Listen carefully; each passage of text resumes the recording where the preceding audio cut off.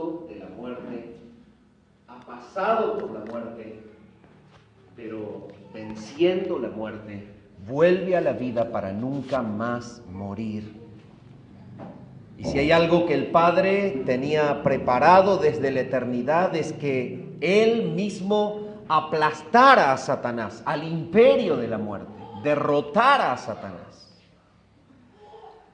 Y esto es lo que nos goza y lo que cantamos en esta mañana y lo que conmemoramos en esta mañana, la resurrección de Jesucristo. Y antes de ir de lleno a ese tema, vamos a abrir la palabra de Dios en la epístola del apóstol Pablo a Filipenses. Epístola del apóstol San Pablo a Filipenses. Y vamos a continuar con lo que venimos estudiando de la epístola y vamos a desarrollar la manera en que el Señor presenta aquí en la epístola este modelo de unidad espiritual que es la obra de Jesucristo. Fíjense en lo que dice el capítulo 1 y el versículo 27, dice: solamente que os comportéis como es digno del evangelio de Cristo, para que o sea que vaya a veros o que esté ausente, oiga de vosotros que estáis firmes en un mismo espíritu, combatiendo unánimes por la fe del evangelio, y en nada intimidados por los que se oponen, que para ellos ciertamente es indicio de perdición, mas para vosotros de salvación, y esto de Dios. Porque a vosotros os es concedido a causa de Cristo, no solo que creáis en Él, sino también que padezcáis por Él, teniendo el mismo conflicto que habéis visto en mí y ahora oís que hay en mí. Por tanto, si hay alguna consolación en Cristo, si algún consuelo de amor, si alguna comunión del Espíritu, si algún afecto entrañable, si alguna misericordia, completad mi gozo, sintiendo lo mismo, teniendo el mismo amor, unánimes, sintiendo una misma cosa. Nada hagáis por contienda o por vanagloria, antes bien con humildad, estimando cada uno a los demás como superiores a él mismo, no mirando cada uno por lo suyo propio, sino cada cual también por lo de los otros.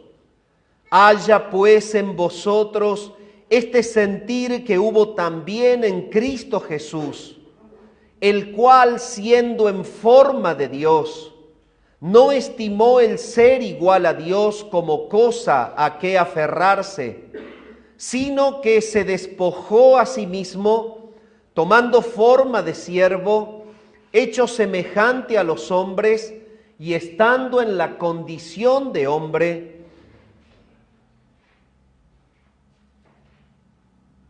se humilló a sí mismo, haciéndose obediente hasta la muerte y muerte de cruz.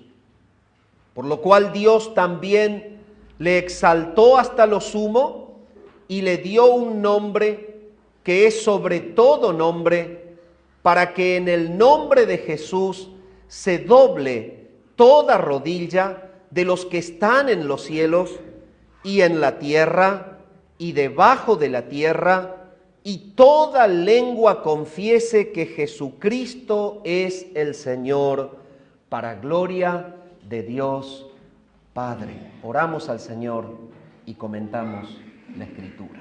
Soberano Padre, te adoramos en esta mañana, damos gloria a tu santo y divino nombre. Tú eres el único digno de toda la gloria, todo el honor y de la adoración de tu pueblo. Amado Padre, gracias porque a ti te ha placido en la eternidad salvarnos y has preparado a Cristo Jesús para que sea Él nuestro Salvador quien nos compre en la cruz. Y amado Padre, todo esto tú lo has pensado y planificado por amor y para la gloria de tu nombre, para hacernos en Cristo herederos de sus mansiones y de tu gloria. Y amado Padre, gracias porque en esta mañana podemos, inclinados en humildad, en reconocimiento, darte la adoración y la gloria que tú te mereces, porque tú eres nuestro Creador y nuestro Salvador. Amado Padre, glorifícate tú en esta mañana en tu palabra. Es tu voz, es lo que tú nos has dejado y queremos sujetarnos a ella para entender tu mente, tu corazón, tu propósito para con nosotros. Te adoramos a ti y oramos al Padre en el nombre de Jesucristo. Amén. Mis amados hermanos, estábamos abordando el tema justamente del gozo que repercute en la epístola a los filipenses. Pero habíamos terminado la última reunión dándonos cuenta que el gozo está amenazado por un problema latente allí en la epístola a los filipenses. La iglesia a los filipenses estaba atravesando problemas de conflictos internos entre ellos. Y Pablo les dice, la medida en que el gozo se va a completar en mí, es que verdaderamente ustedes entiendan la realidad, la importancia, la vitalidad de la unidad en el cuerpo de Cristo.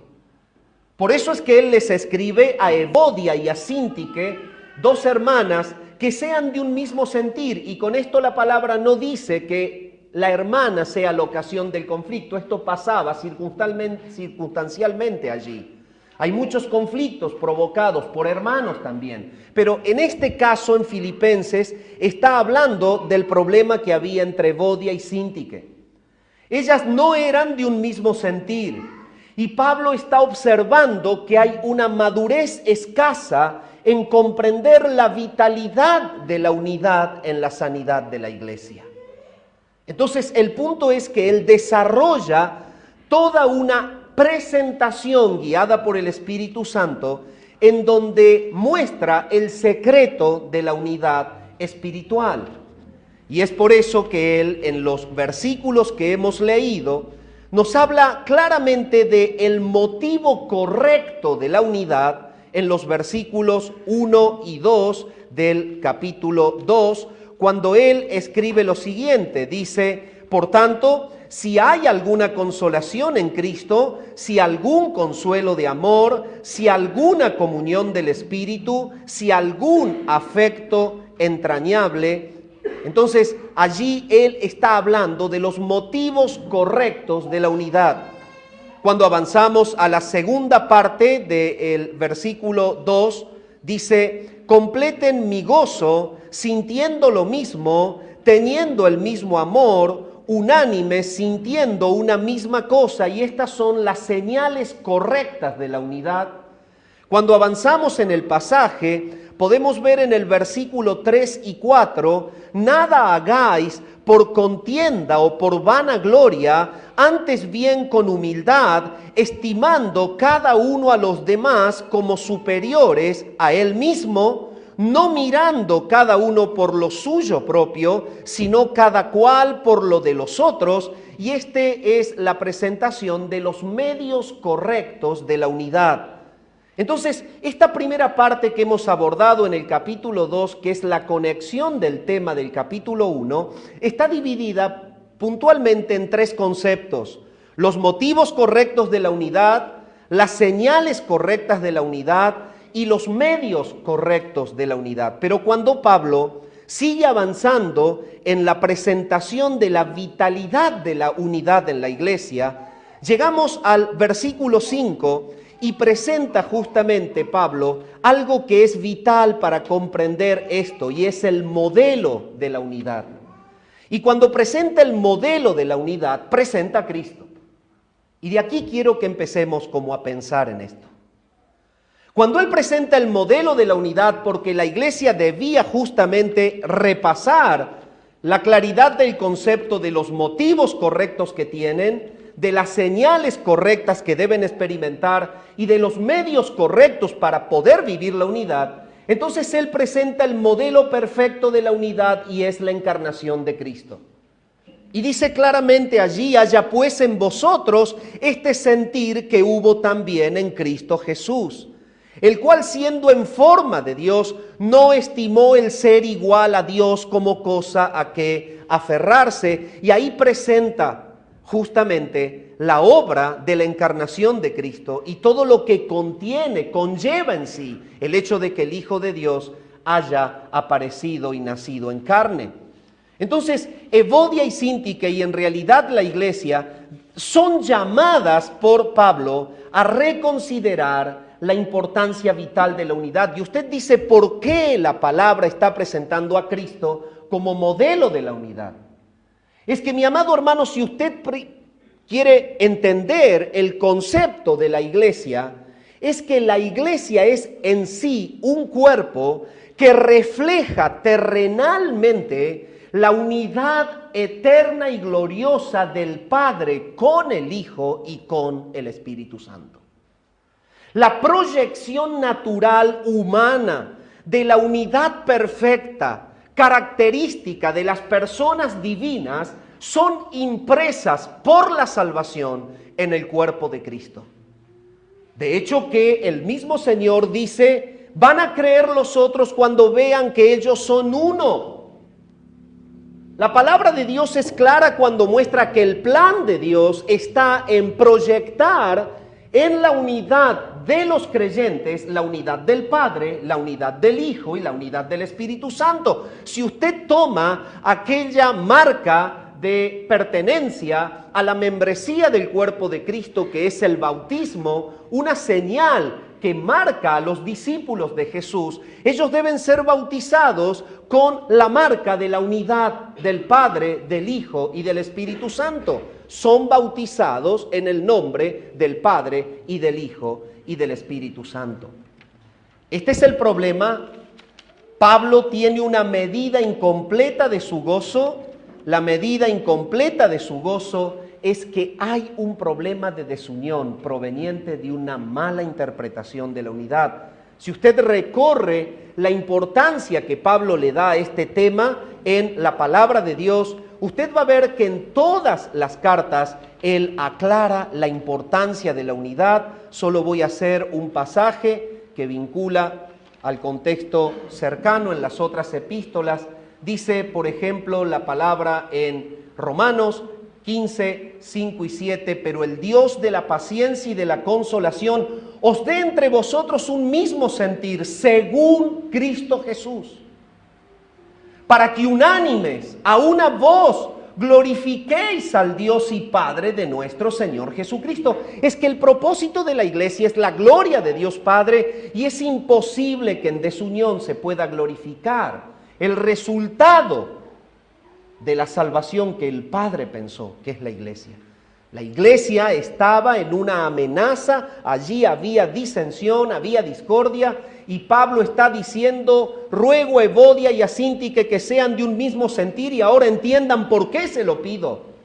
Se lo pido porque la iglesia es la proyección de la unidad del Padre, del Hijo y del Espíritu en la tierra. Cuando pasamos a Corintios, dice la palabra: os ruego pues, hermanos, por el nombre de nuestro Señor Jesucristo, que habléis todos una misma cosa, y que no haya entre vosotros divisiones, sino que estéis perfectamente unidos en una misma mente y en un mismo parecer. 1 Corintios 1:10. Y cuando vamos a 2 Corintios, Pablo sigue con el mismo mensaje a las iglesias y dice: y por lo demás, hermanos, tened gozo, perfeccionaos, consolaos, sed de un mismo sentir y vivid en paz.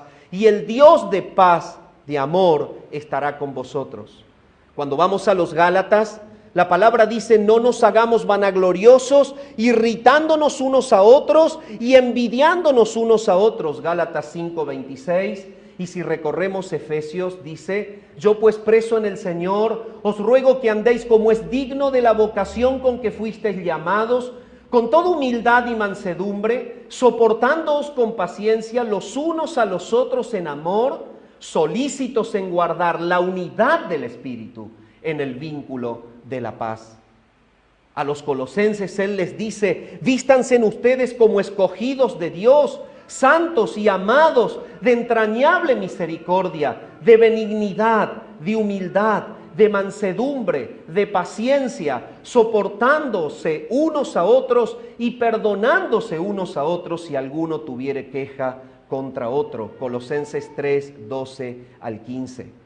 Es que la verdadera unidad espiritual se basa en la insondable unidad de la Trinidad.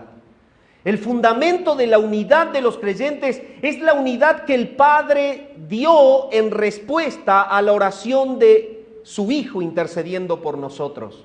Si usted toma la palabra en San Juan 17, 21, dice: para que todos sean uno, Padre, como tú y yo, que ellos también sean uno en nosotros, para que el mundo crea que tú me enviaste. Y es esto lo que está la palabra hablando en todas las cartas, la vitalidad de la unidad.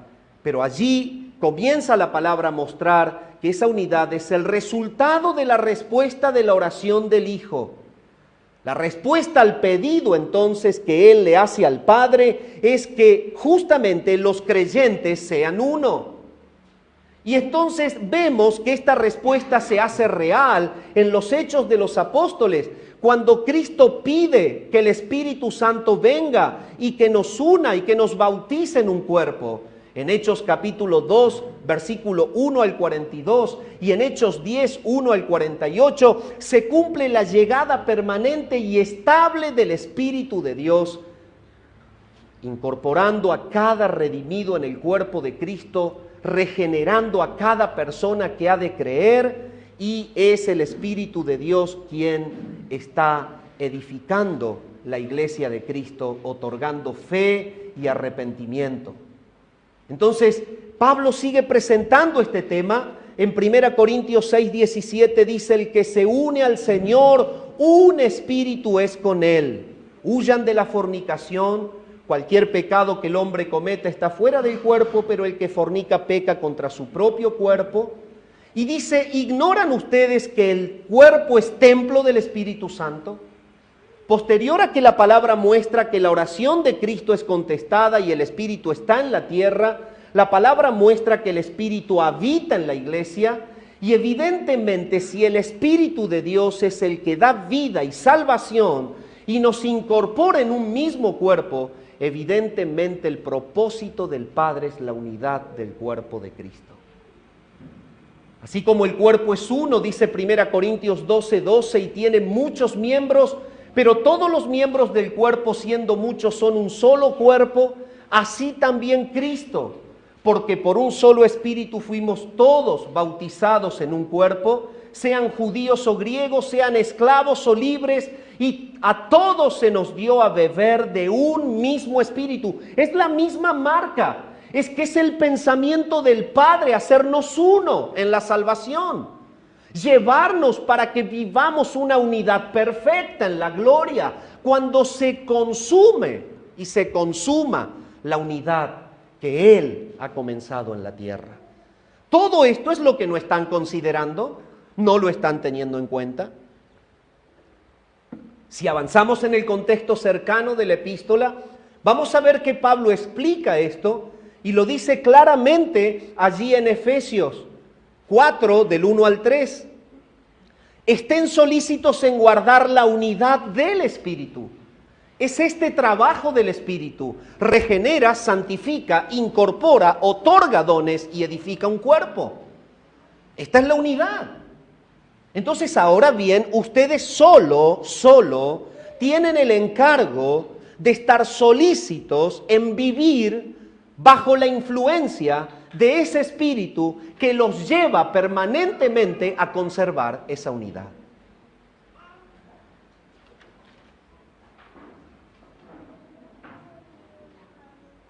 Entrando en el contexto puntual del desarrollo del párrafo, la palabra muestra tres aspectos, los motivos correctos de la unidad. Y la palabra nos muestra en el capítulo 2 y versículo 1, por tanto, si hay alguna consolación en Cristo, si algún consuelo de amor, si alguna comunión del Espíritu, si algún afecto entrañable, si alguna misericordia. La expresión del original, por tanto, es un nexo conectivo que vincula dos párrafos.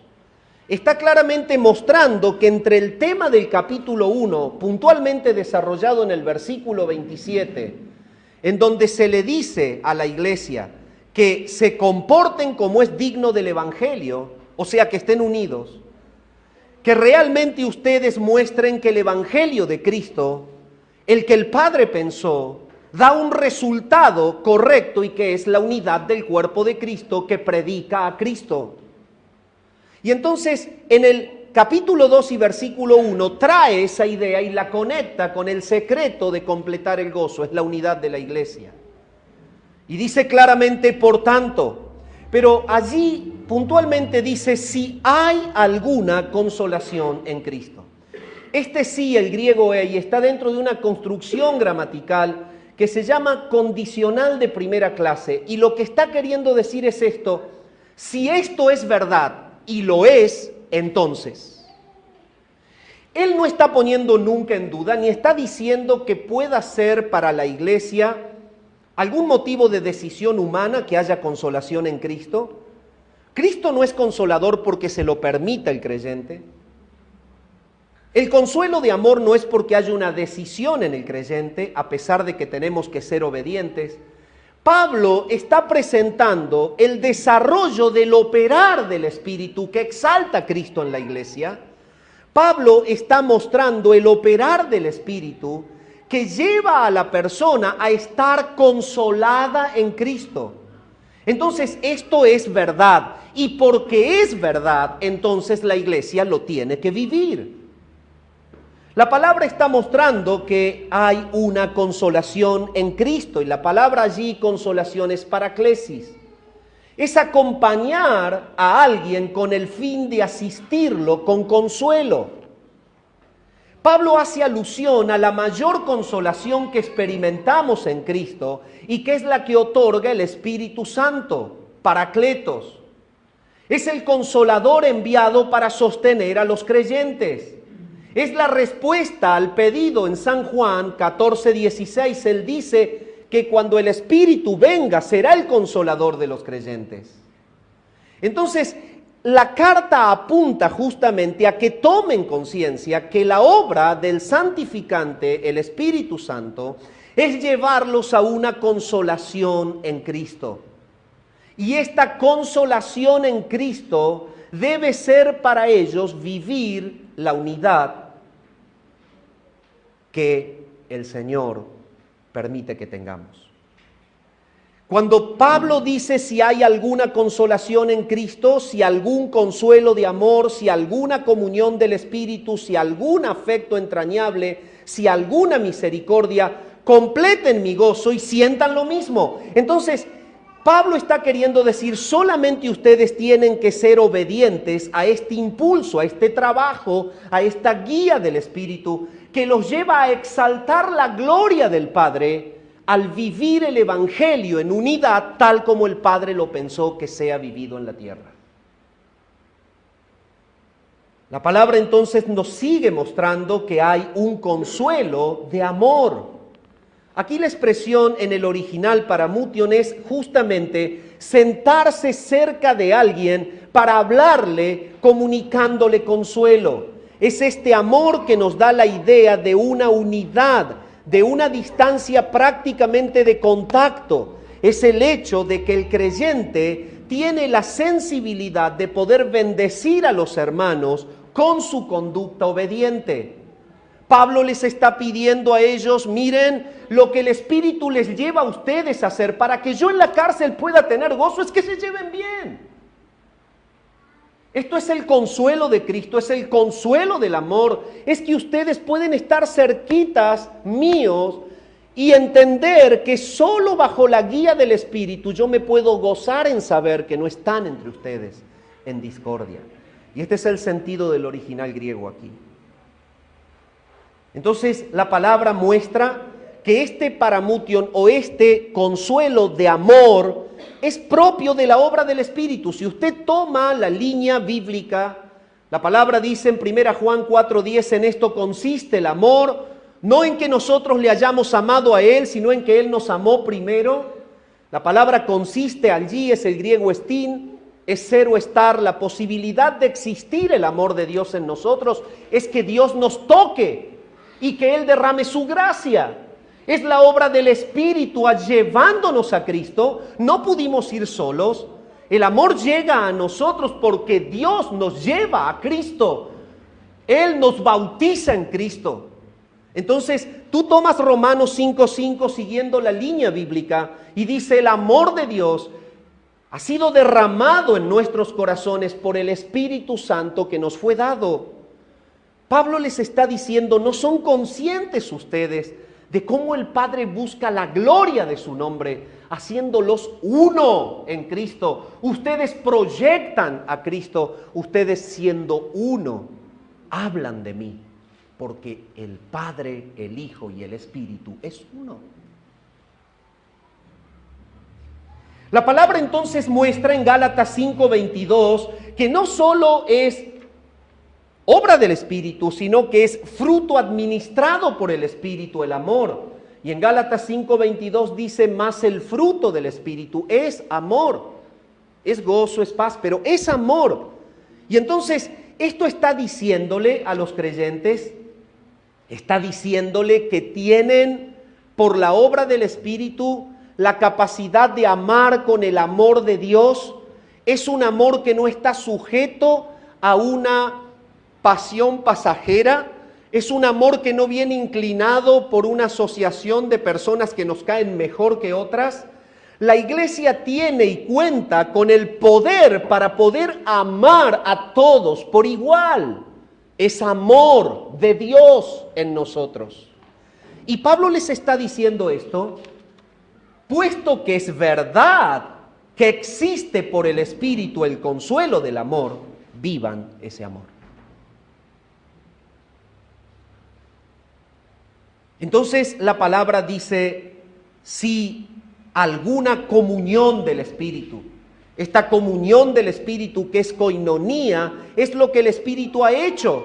Es lo que el Espíritu ha hecho en esta línea bíblica que muestra la palabra, el hecho de regenerarnos, de santificarnos, sacarnos del mundo. A todos nos sacó del mundo, nos pasó por la cruz. Es lo que la palabra muestra como que se aplica el resultado de la obra de la cruz en cada uno de los que el Espíritu llama a creer en Cristo, y somos justificados y somos puestos, insertados en un mismo cuerpo. Entonces esta es la comunión del Espíritu, no es algo nuestro, es lo que el Espíritu ha hecho. Y esta es la comunión del Espíritu que Pablo está haciendo alusión aquí. Ustedes pueden y deben vivir esta unidad que los lleva a amar al hermano, a desproveerse totalmente de todo orgullo de la carne y a vivir en una paz mutua dentro del cuerpo de Cristo. Entonces, la palabra está mostrando justamente este motivo correcto de la unidad, y es el impulso del Espíritu a vivir esto, a vivir el consuelo de amor, el afecto entrañable, la misericordia, la comunión del Espíritu. Ahora, el apóstol claramente muestra otra verdad y son las señales correctas de esa unidad. Estas son las motivaciones, ya las vimos. Ahora, ¿cuáles son las señales correctas de la unidad? Él lo que espera ver de la iglesia es esto. Espera ver que sientan lo mismo. Por eso en el versículo 2 dice, completad mi gozo sintiendo lo mismo, teniendo el mismo amor, unánimes, sintiendo una misma cosa. Sintiendo lo mismo, la frase en el original pasa por el tema de la mente, esto autofónete, que es pensar lo mismo. El pensamiento de lo mismo está dando alusión a que el Espíritu ha trabajado en ellos y que son maduros en Cristo y que pueden pensar lo mismo. ser de un mismo parecer. Esto significa la palabra aquí. Entonces, estas son las señales correctas de la unidad. Ahora, este pensamiento de lo mismo no es un dicho separado de todo lo que viene diciendo. Es la manera de explicar hacia dónde va la obra del Espíritu Santo profundizando en el ser. Primero mostró que la motivación correcta viene porque somos incluidos en un cuerpo y nos hace uno. Pero ahora se mete más profundo en el ser y muestra que cuando el Espíritu de Dios santifica, toma control de la mente, toma control del sentimiento, toma control de la acción del creyente y hace que la unidad sea posible. La palabra entonces muestra que cuando sentimos lo mismo, podemos pensar de la misma manera porque el Espíritu de Dios ha tocado nuestra mente. 1 Corintios 2:16 dice, tenemos la mente de Cristo. Romanos capítulo 8 versículos 4 y 5 dice, los que son de la carne piensan en las cosas de la carne, pero los que son del Espíritu en las cosas del Espíritu. Y aquí hago un alto. ¿A dónde estaba el problema entonces? Si usted ha seguido el desarrollo del contexto lejano, del contexto cercano y del desarrollo exegético, se va a dar cuenta que Evodia y Síntique estaban realmente enfocadas en sus propias o propios deseos.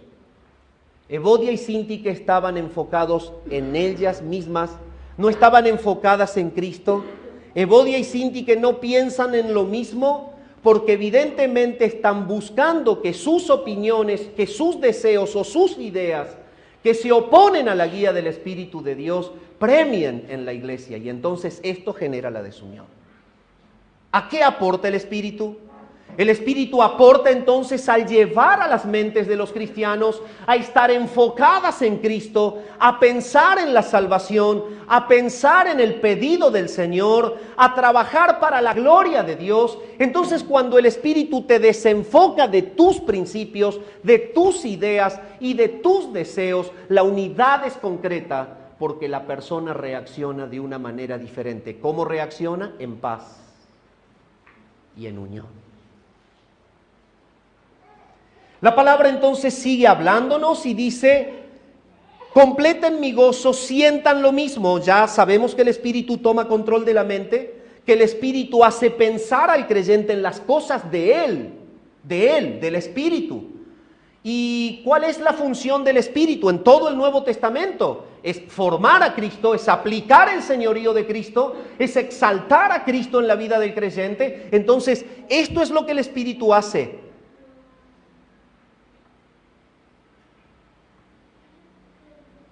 Pero la palabra no queda allí.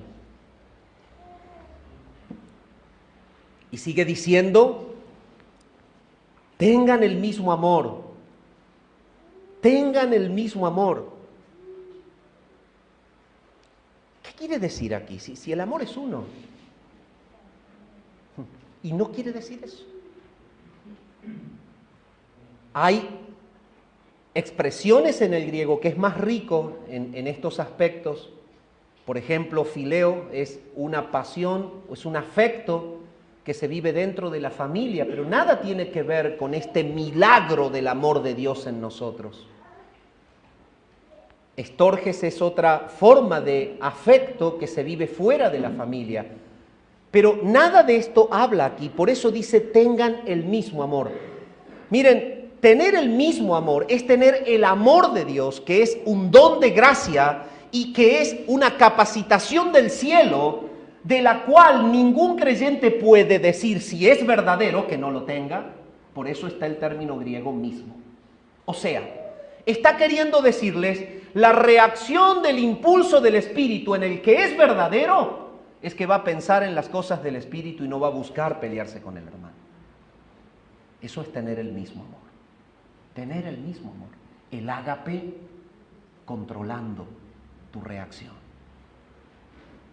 La palabra entonces está hablándonos y diciéndonos que la capacitación de Dios es amar al que es difícil de amar, sí, es amar al que no es tan ajustado a mi forma o con el cual no estoy tan cómodo en una charla? Sí.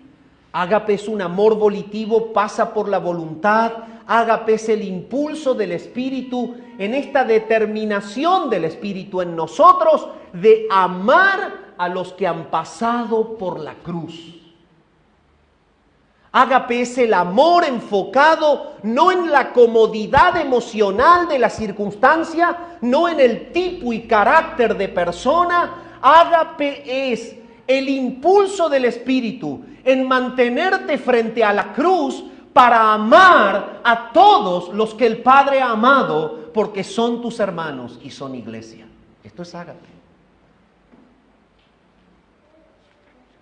Cuando avanzamos en la exégesis vemos lo siguiente, entramos al versículo 3 y podemos ver el medio correcto para esa unidad. ¿Dónde está el atentado? ¿Dónde está lo que realmente no encaja en los de Filipos y que está privando el gozo de Pablo? Bueno, dice, nada hagáis por contienda o por vanagloria. Bueno, pues bien, estas hermanas, como podrían haber sido cualquiera de los hermanos, y que de hecho pasa mucho entre los hermanos, estaban enfocadas en contiendas por vanagloria. Bueno, habrán estado disputando quién era la más grande de ellas, quién iba a estar sentada a la derecha o a la izquierda del Señor, quién iba a ser la más grande en el reino de los cielos. Posiblemente pueda haber sido esto. En realidad todo esto es obra que no viene del Espíritu, es malinterpretar la salvación, es no comprender el alcance y la profundidad de la salvación en Cristo. Ellas entonces tienen que entender que hay medios correctos para la unidad. Y el original, cuando habla de contienda, que es eritheia, es la palabra en donde se muestra que una persona insiste en buscar el beneficio y el provecho personal. Cuando la persona insiste permanentemente en buscar un beneficio o un provecho personal para tener presencia dentro del cuerpo de Cristo, no está siendo guiada por el Espíritu y culmina en una disidencia que es fatal. Entonces, el original y la estructura de esta frase también no presentan a la expresión nada, sino está diciendo el original no por vía del egoísmo, nada por vía del egoísmo. El hagáis es una forma de expresarlo en el castellano, pero el original dice nada por vía del egoísmo. Bueno, la palabra vanagloria es una palabra compuesta que es kenodoxia. Keno es lo vano, doxia es la gloria vana de la persona. Lo que en realidad no le corresponde es que cuando Cristo Jesús ha sido encarnado, el Padre muestra la gloria de su gracia, te está rescatando, librando de la muerte, está dándote vida cuando tú no la puedes obtener, está siendo salvo por gracia. Y Pablo se los recuerda en el capítulo anterior, a ustedes les ha sido concedido que crean en Cristo. Ni siquiera lo pudieron hacer solo.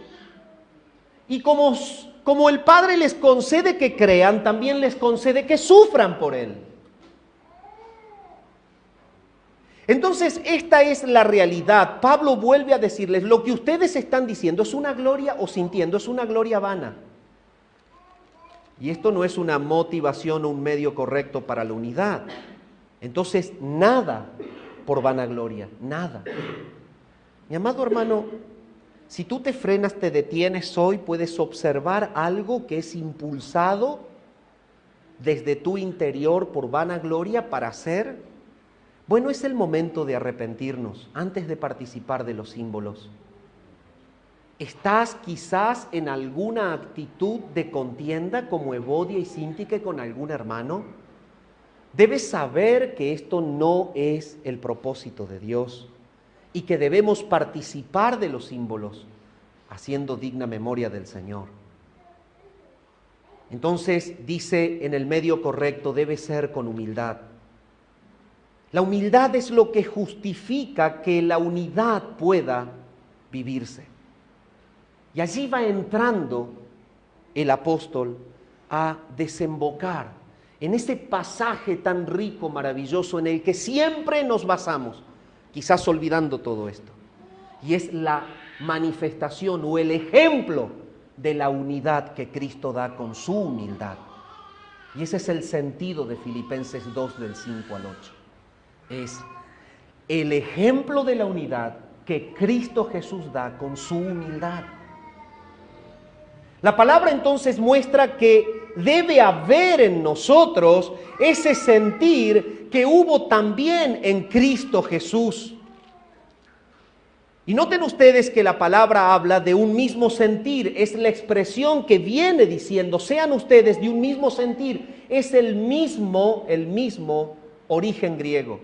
Y habla de una humildad de mente. La humildad de mente es la que te sitúa en satisfacer la voluntad del Padre y no en pensar de ti mismo en una medida excedida de lo que tú realmente eres. Por eso Pablo habla claramente y dice, ninguno de vosotros tenga más alto concepto de sí que el que debe tener. ¿Por qué Cristo es ejemplo de humildad? ¿Por qué aporta la unidad? Porque Él sí tiene el derecho de creer que es el mejor, sí tiene el derecho de verse el más grande. Él es Dios mismo y a pesar de ser lo que es, obra desprendiéndose de lo que es para satisfacer la voluntad del Padre. Esta es la maravilla de su ejemplo. ¿Por qué Él consigue justamente por su humildad, la unidad? Porque es imposible que la iglesia sea una sin su encarnación. Evidentemente el ejemplo de Cristo es la humildad que consigue como resultado final la unidad. Este sentir es el que debe estar en nosotros. Por eso la palabra claramente dice, el que dice que permanece en él, 1 Juan 2:6, debe andar como él anduvo. En San Mateo capítulo 11 y versículo 29 dice, llevad mi yugo sobre vosotros y aprended de mí, que soy manso y humilde de corazón, y hallaréis descanso para vuestras almas.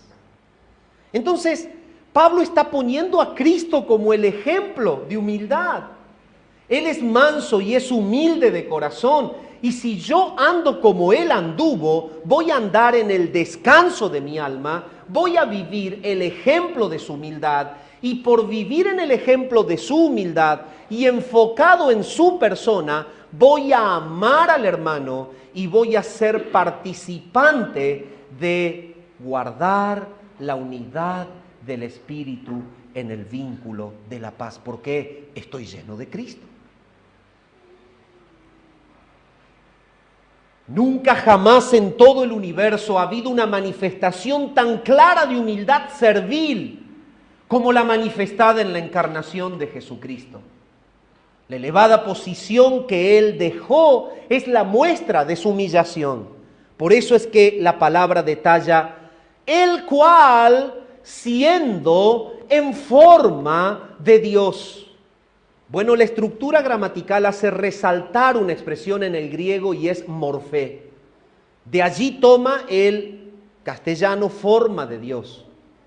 El griego morfé se refiere a la manifestación externa de una realidad interna. Esto quiere decir que cuando Él es en forma de Dios y se encarna, nunca deja de ser Dios a pesar de que toma una forma humana. El tema es entonces que Él naturalmente es Dios eterno. La palabra dice, siendo en forma de Dios, es igual a Dios el Padre en todo. Hay otro término que es, por ejemplo, esquema, que también el griego lo usa para forma y no lo toma aquí. Y esquema es una forma que va sufriendo alteraciones permanentes. Para entenderlo, por ejemplo, un hombre nunca deja de ser hombre, esto es morfe, pero tiene un esquema diferente cuando es bebé que cuando es un anciano. ha alterado su forma.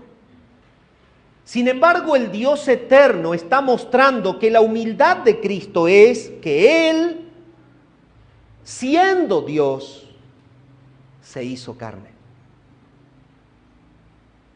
Entonces la palabra muestra el ejemplo de humildad y nos dice, debe haber en ustedes este sentir.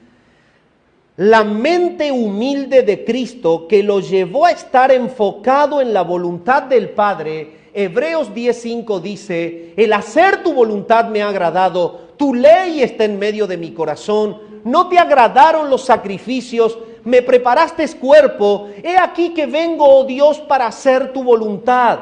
Como en el rollo del libro está escrito de mí. Esto Él lo hace en realidad exaltando esa unidad eterna que tiene con el Padre, correspondiendo por amor al pedido del Padre. Este amor que hace que el Padre le separe y le escoja hijos para formar una novia y entregársela en casamiento eterno, es el amor que en su humildad de mente Él retribuye al Padre aceptando venir en cuerpo. Bueno, esto es lo que Pablo está llevando a que la iglesia entienda. Vean a Cristo, vean la humildad de Cristo, vean que siendo creador del universo, se sometió a meterse en una generación perversa, en medio de los hombres, adoptando un cuerpo semejante al de los hombres para comprarnos en la cruz. Entonces dice, Él siendo en forma de Dios, no estimó el ser igual a Dios. La palabra es allí o habla que hay una desestima, hay una valoración que está puesta en el deseo del Padre y no en su propia comodidad. Hay una valoración que justamente lleva al Hijo a desestimar lo que le corresponde. En realidad está inclinándose el pasaje a hacernos entender que Él no va a reclamar sus derechos cuando viene a comprar a la iglesia en la cruz.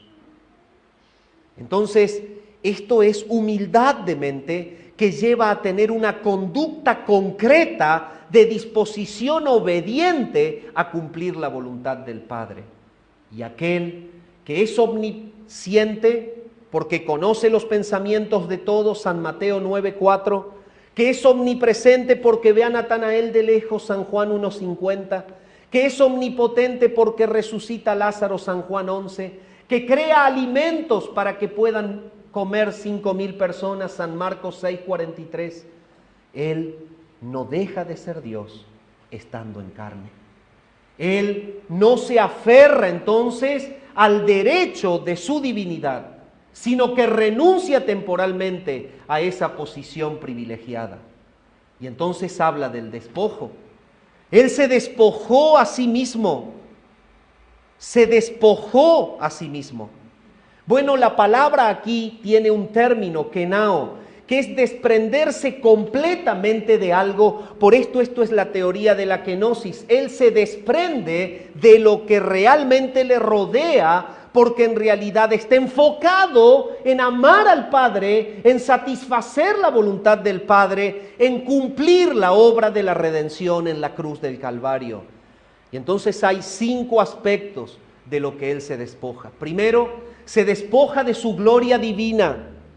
Él se despoja de su gloria, pero no de su naturaleza. Y Morfe nos da justamente esta realidad. Él sigue siendo Dios a pesar de que no está en la gloria de su Padre.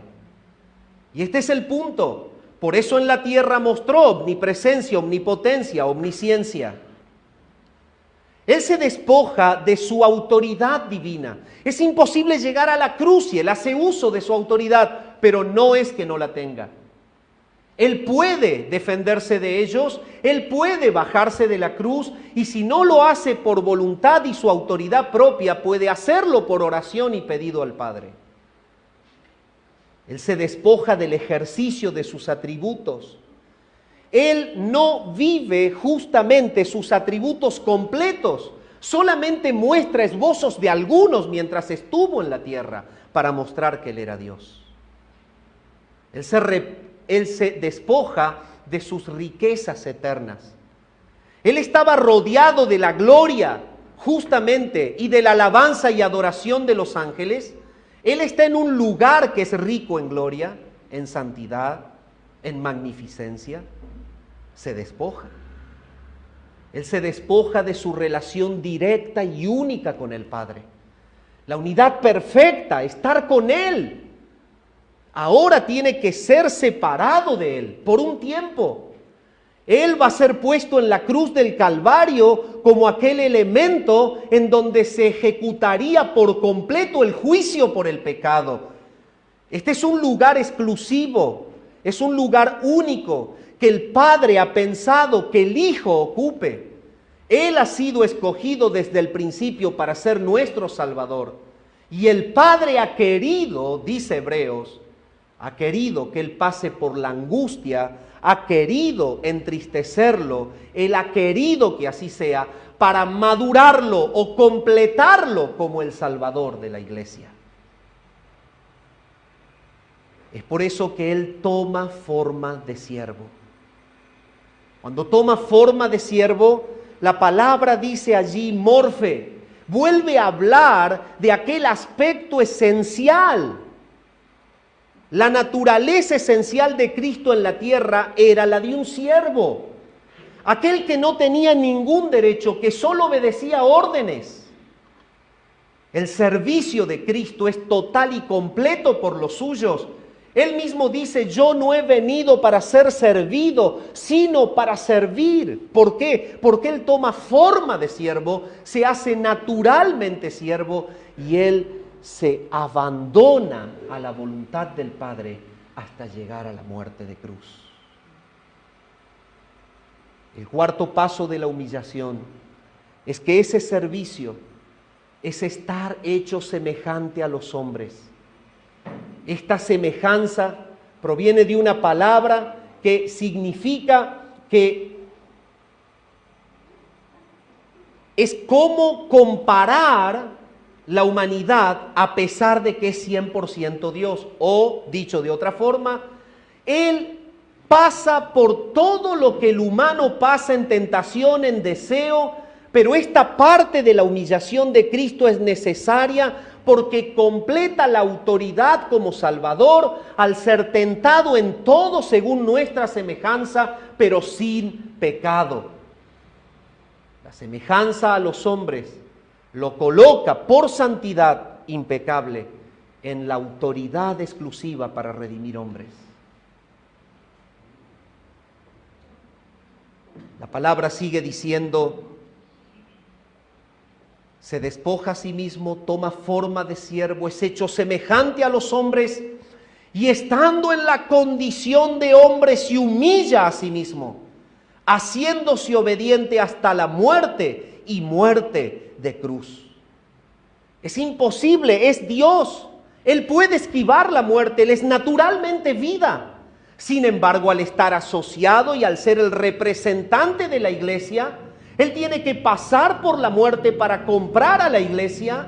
Él tiene que hacerse obediente de alguna manera o por entenderlo, yendo en contra de su estado natural de vida eterna, para que la vida eterna pueda ser otorgada a los mortales. Bueno, la palabra entonces está diciendo que Él se humilló hasta la muerte. Sin embargo, mis amados hermanos, cuando culmina esta cadena de humillación, la expresión final de Pablo es mostrar que la humildad de Cristo, que es ejemplo de unidad, a la larga culmina en la exaltación.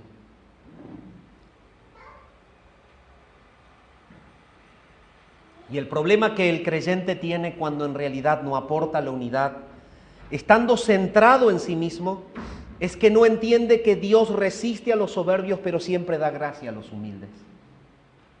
Y Cristo recibe la gracia de la exaltación, Por eso el versículo 8 dice que Dios le dio un nombre que es sobre todo otro nombre y lo exaltó hasta lo sumo, para que en el nombre de Jesús se doble toda rodilla de los que están en los cielos y en la tierra y debajo de la tierra, y toda lengua confiese que Jesucristo es el Señor, para gloria de Dios Padre. Y la principal manifestación de esa exaltación fue la resurrección.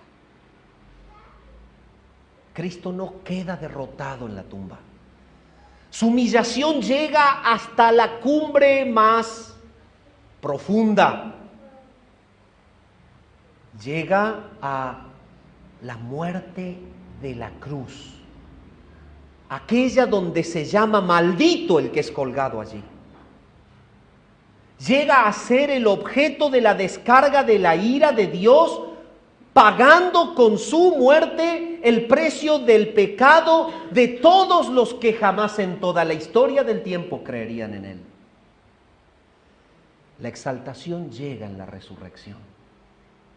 La tumba no le puede contener. Él vuelve a la vida. El Padre le resucita de entre los muertos. Él se echa a los brazos del Padre. Él dice: consumado es, entrega su espíritu. Es la vida misma pasando por el túnel de la muerte por amor. Y el Padre retorna al Hijo a la vida en manifestación y testimonio que Satanás ha sido derrotado para siempre, que el pecado es perdonado en Él, que la vida eterna es sacada en alto por Jesucristo, que ha vencido la muerte y que ha ejecutado la obra y que nunca más morirá, sino que será durante todo este tiempo abogado de la iglesia ante el Padre, aquel que está preparado a venir a buscar y a reinar en medio de su pueblo para establecer de manera permanente y eterna la unidad que el Padre pensó al enviar a Cristo. Padre, gracias. Gracias por tu palabra en esta mañana. Recordamos a Jesucristo, su resurrección. Lo que tú prometiste en Génesis 3:15 está cumplido en la cruz. Iba a ser herida la simiente de la serpiente con una herida de muerte. Y tu palabra nos dice en Colosenses que Cristo exhibió públicamente a los principados y a las potestades y los derrotó en la cruz. Padre, en esta mañana nos postramos ante ti y te damos gloria por tu gracia, porque Cristo no está en la tumba, porque Él ha resucitado de entre los muertos, porque Él es el testimonio vivo de que tú en Él nos has dado vida eterna. Él ha vencido la muerte, el pecado, ha derrotado a Satanás y nuestros pecados son perdonados en Él. Amado Padre, gracias por tu amor, tu infinita misericordia. Y ahora, al participar en esta segunda parte de los símbolos que hablan del cuerpo y de la sangre del Señor, que podamos vivir en la más santa y pura unidad entre nosotros y en la digna memoria, en la plena conciencia del ejemplo humilde de Cristo, que se humilló y se entregó por amor a cada uno de nosotros. Te adoramos a ti en el nombre de Jesucristo. Amén.